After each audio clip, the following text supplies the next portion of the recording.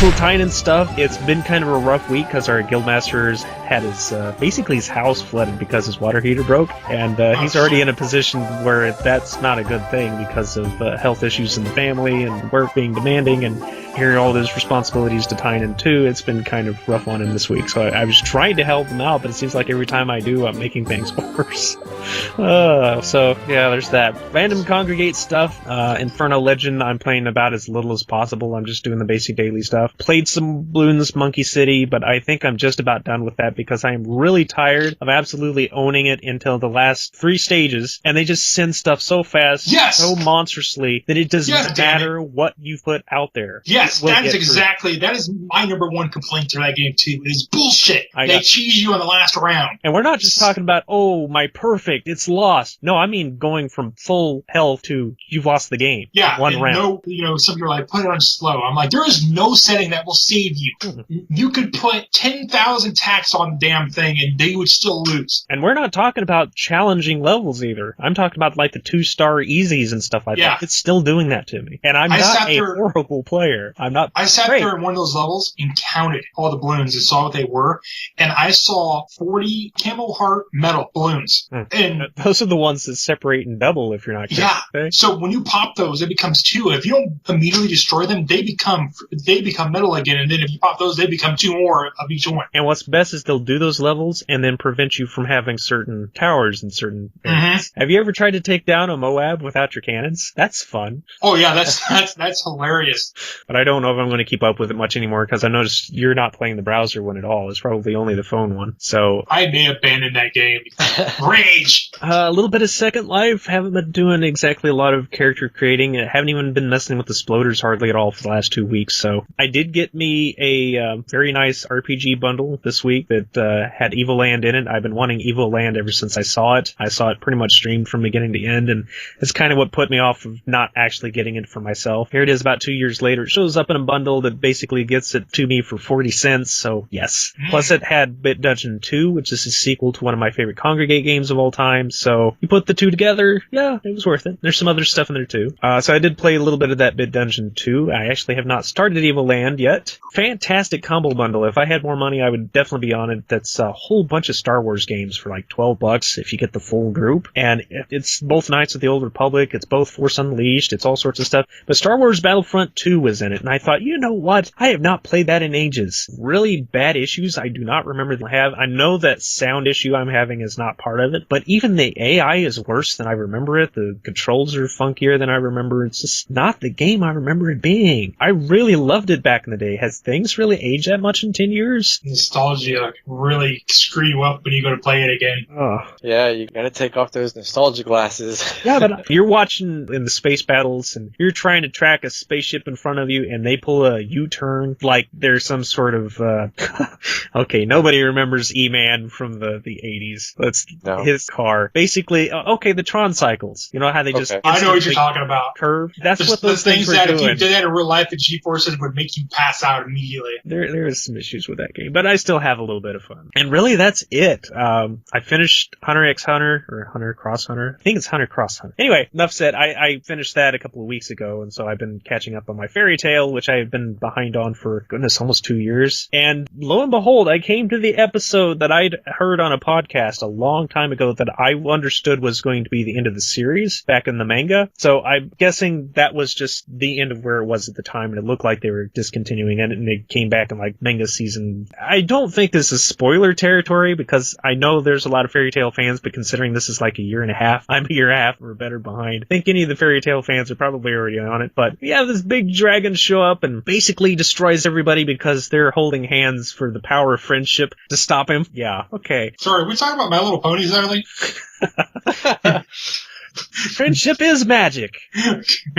But no, they did pull a really, really awful thing, and they kill off everybody important in the series. Only that, no, they weren't dead. They were actually saved and put in this hibernation-like state for 7 years. So now it's 7 years later, where the story picks up, and they've been rescued. What? And they're going through the motions of all the things that's changed over the last 7 years, and most of it is rehashing the first season or two, where they're catching up with the old characters that they they met back in their storylines way back in the day, and it's filler stuff, and they're trying to make storylines out of it, and I'll put that down, because the main thing that drives me into loving Fairy Tail is not really the characters, it's not really the animation, it's not really the story, it's that ridiculously awesome Celtic heavy metal soundtrack of it. It is one of the best soundtracks in any anime I have ever seen in my life. I love it. But anyway, no movies. I have not been keeping up with my TVs at all, and that's horrible, because I rarely keep up with the TVs. there is all of these superhero shows on TV now. 10 years ago, Yes, I would be in heaven. There's Flash, there's Arrow, there's Gotham, there's Agents of S.H.I.E.L.D., there's Agent Carter. Am I watching any of these? Well, Agents of S.H.I.E.L.D. is not back on the air yet. They finished their season. But no, I am not keeping up with any of these. I got into the half season with Gotham, and I haven't picked up since they've picked up again. I watched the first episode of Agent Carter, and I was a little disappointed by it, so I haven't gone into that. I was more than a little disappointed. I watched the first episode of Flash, but I have not watched the rest of the series. And I haven't been back to Arrow since I think like the beginning of season 3. So all of this stuff I really need to catch up on. Even if they're not good, I can still handle as long as it's decent. I can take a little bit of campiness or some rebooting stuff going on. I don't mind that a little bit. And speaking of that, a little bit of addendum of the whole racial, sexual thing that we were talking about last week. I wanted to make it clear. I was one of those people that did not like the fact that The Last Airbender's casting choices, even before I found out how horrible the movie ended up being, wasn't exactly being honest with its races. They were making the one group's white, and this group over here was all Eastern Indian, and it's not how the show went. So No, not at all. It's I'm aggravating when they do it for no reason. when you're trying to make something authentic or accurate, which was the whole excuse that Shyamalan?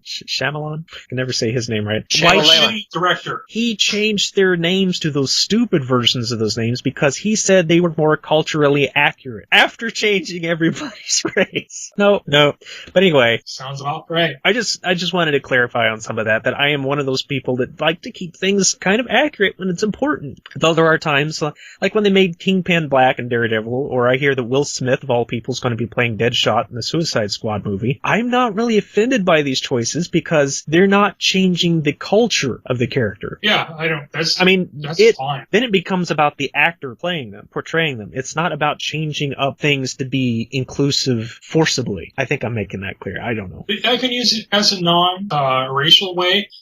Using Keanu Reeves for Constantine. Yeah, there you go. What the hell were they thinking? No, I mean, exactly.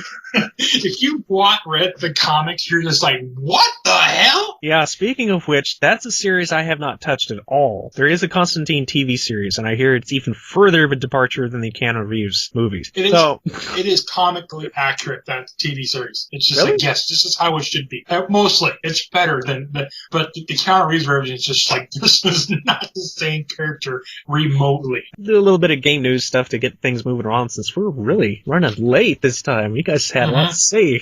But the big news this week is former Sony Online Entertainment Studio is no longer part of Sony and has been purchased by Columbus Nova, which is an investment firm. Sony Online Entertainment still owns the rights to the majority of their in-house titles that include stuff like PlanetSide and the fairly recent H1Z1 game. And they've also calmed fears that anything regarding DC Universe or PlanetSide 2, they will continue to run as normal, so don't freak out. And whoever might know a little bit about this one, Cities XXL came out this week and was and it was sold to be a drastic improvement over Cities XL with a bunch of new features and fixes and streamlining, which is basically more like an improvement of the original game, not like a expansion pack or a new game entirely. Not a new game. But what people have gotten is more outrage than anything else, because comment after comment in the Steam reviews are very negative, as most everyone is complaining that it is actually the exact same game. It is. Minor tweaks like a recolored interface that is about the only thing anybody can even find difference, because even the old glitches and bugs and exploits are all still in the game. And given that this is a $40 game, $20 if you already have a past incarnation of Cities XL, it's kind of easy to see why these people are furious. Better? Just put the cherry on shit cake that they made. They took away features. They took shit away. Any game company that I know that's like worked with them or stuff, I always see afterwards they say they backed the hell out as fast as they could and ran as far away as they could. Like, oh hell no. And Sega's at it again. This time a legal company that's running some of their sales Nintendo's operations for flagging YouTube videos using several different video game songs throughout the Sega library, including a large number of classic chiptune songs. This has never happened before. So apparently all because they have been selling these songs now on iTunes. Have companies not learned anything from this kind of behavior yet? Well, Nintendo thinks they have. Their new partnership program is ticking a lot of YouTubers off as well, as Nintendo will graciously allow gamers to upload footage of their games to their channels, but if they are monetized, they will be taking over a third of that income from the video. And if they don't like what you have to say about them, they can revoke the partnership and thus flag your channel to oblivion. Wow. There's no evidence Nintendo would actually do such a thing, especially considering the harsh backlash from that Evo fiasco over Super Smash Bros. And Nintendo trying to ban the game from the tournament, if not close down the tournament altogether, though that was largely because of the backlash and Reggie Fils-Aime and the company and such seeming to realize that this was a horrible error and kind of overturned this, but even encouraged fighting tournaments to start using that game, even hosting their own at last year's E3. But they also sponsored Apex. Yep. So I'm kind of not sure what's going on here. This sounds like another left hand's doing something the right hand doesn't know about. So I'm hoping there's some clarification in the future, because they just went through a lot of effort to make games like Mario Kart 8 to have that replay system that's automatically portable to YouTube. And they started flagging those videos. What the heck? So I don't know which is worse, the complete oblivion that Sega's doing over here, or Nintendo taking people's money and talent over here. I don't know which is the worst of two evils.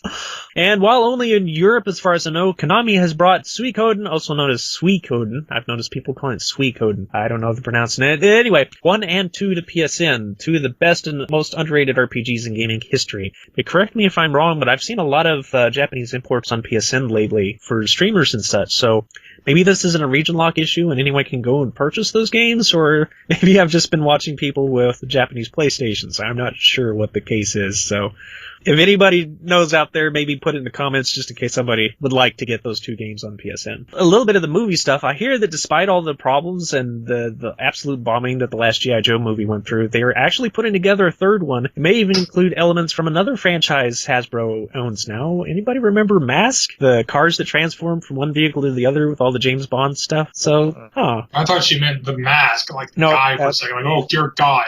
That would definitely be a departure. Well, kind of. There was Destro. But anyway, we've also heard rumors of various anime being turned into movies for years. Most of them never happen. Some of them that do. Dragon Ball Evolution. That we wish didn't. But from stuff like Peter Jackson doing an Evangelion movie to the famed Cowboy Bebop with that Keanu Reeves guy. Whoa. Well, Robotech has been battling to get a movie ever since Warner Brothers bought the rights in 2007, and yet another new team was announced to piece the early bits together. Anyway, and then I just happened to catch the trailer for Iron Sky 2. People might remember that. That's the movie where the Nazis secretly went to the moon, and yeah, it was kind of a dark comedy made over in Europe, and it was largely remembered not only for its odd writing, but also because it had some really fantastic visuals for an indie movie. Well, they're doing a sequel, and underneath the earth is Dinosaur World. And who shows up but an undead Hitler on a Tyrannosaurus Rex? There you go. Wow. And yeah, there's that. So suddenly sounded like a Doctor Who episode. Might as well be. Love it or hate it.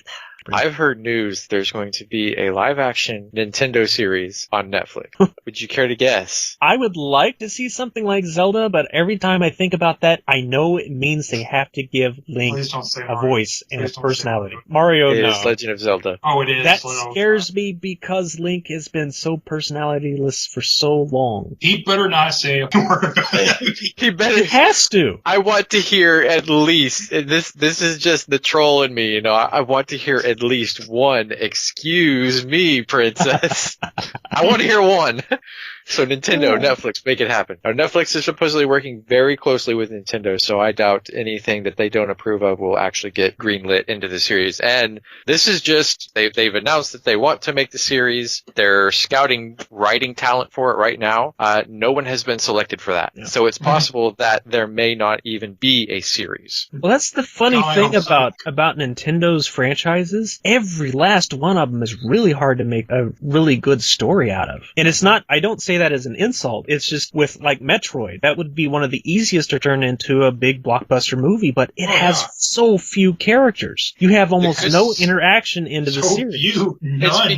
It's because Nintendo has really always been more focused on gameplay than story. They get the gameplay idea and then they kind of build a story around it, which is great. As you know, if you really like video games, which is why I love Nintendo so much. They're so gameplay focused. I don't mind having a weak story. I mean, how many times can Bowser kidnap the princess until you get tired of it and, you know, having cutscenes about it? But the gameplay just doesn't get old for me. I love that kind of game. That doesn't mean that they couldn't do something with it, because there was a Kirby cartoon, there was a Donkey Kong Country cartoon, there was an F-Zero anime, so there's stuff that can be done, and Fire Emblem is just ripe for all sorts of stuff if they ever got into it, but I know it's not popular in the States. And as easily as Star Fox could be put into something, I'm afraid we have this culture now that is so anti-furry at this point. I don't see that going anywhere, really. So, I don't know. Zelda is the best choice, but again, you're giving Link a voice. They really don't need Link to talk all that much, though. I'm sure they'll give him some lines, but they don't need to give him very many. They're either going to have to find one amazing actor that can tell everything with their face alone, and there's people out there that can pull it off, but that's tightrope walking. But anyway, I just wanted to get that in before you ended the show. Yeah, that's nifty. I hadn't heard about that. I'm certainly more game for more game. That's awful. But yeah. See, now I have something. Go for it. I haven't shut down the recorder yet. Did you guys hear about Radio Shack? No. Yes. Radio Shack is going bankrupt. They announced it yesterday. Amazon is looking to purchase them. It should have happened 20 years ago, but it's finally happening. Yeah, I thought they already did, and somebody saved them before. Last year they got a loan, and the loan defaulted, and they had no means of paying it, so they were going bankrupt. They kind of screwed a lot of their employees, too. They gave no warning that it was happening. They went to go to their jobs, and they're just like, oh, yeah, you don't work anymore because the store doesn't exist. They didn't want to cause a panic. They didn't want to stampede. Okay. Follow us at Twitter at PrinnyCast, and you can contact us with email at PrinnyCast@gmail.com. But yeah, we'll see you all next time, folks. See you next time. See you next time. Later, dudes.